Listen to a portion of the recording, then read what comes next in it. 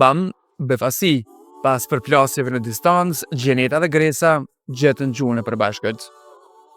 Por Akuj duket të mos jenë shkrirë me Drenushën, e cila gjatë gjithë festës qëndroi në shoqërinë e Gresës.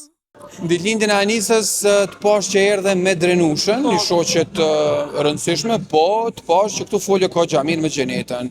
Kur u pajtu t'ju thon për hajër sekondit. Më është me na i bë për hajër sot, ke momenti i parë që falem pas një kohë gjatë. Po shke ndërmjetësuesi se këto punë shkojnë me Dërzan. Dha Allah, unë veç kërë kum po të tavolina Adrin edhe Ilirianën edhe mandej ata dy kanë ndërmjetësues, sepse ata janë të jashtëzakonshëm. Adrit edhe Ilirianën s'kena mja ndrum jam një qeta, se jënë të e kompleksuar. Adri qeta dhe Iliriana qeta. Më po shoh këtë lule, po shoh Pako, po shoh Sana, është nga njëna për ty në dhurata jote, çka i pruna Anisës sot? Shishe verja kom pru. Okej. Korrekt. Mirë shumë. Për ndryshe qa ka nga Gresa kove të fundit? Shumë punë, shumë angazhime. Jam kanë pak off me intervista, me TikToka, me Instagram, jam kanë pak off për shkak se që një kohë gjatë jam të punu për një projekt shumë të madh ndërkombëtar, edhe po besoj që kemi me fillu me prova me 26 janar.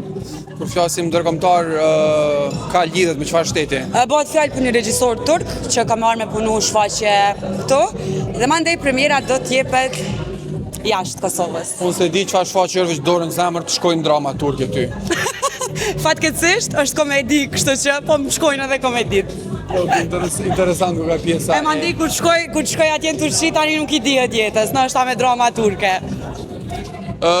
Jo shumë larg gjeografikisht Turqisë në Egjipt, bone ka gjatë shumë lajme dhe të kena përcjell nami një farë Bukuroshi, aja aktorke turk, jo po egjiptas. Çka ke puna e ti?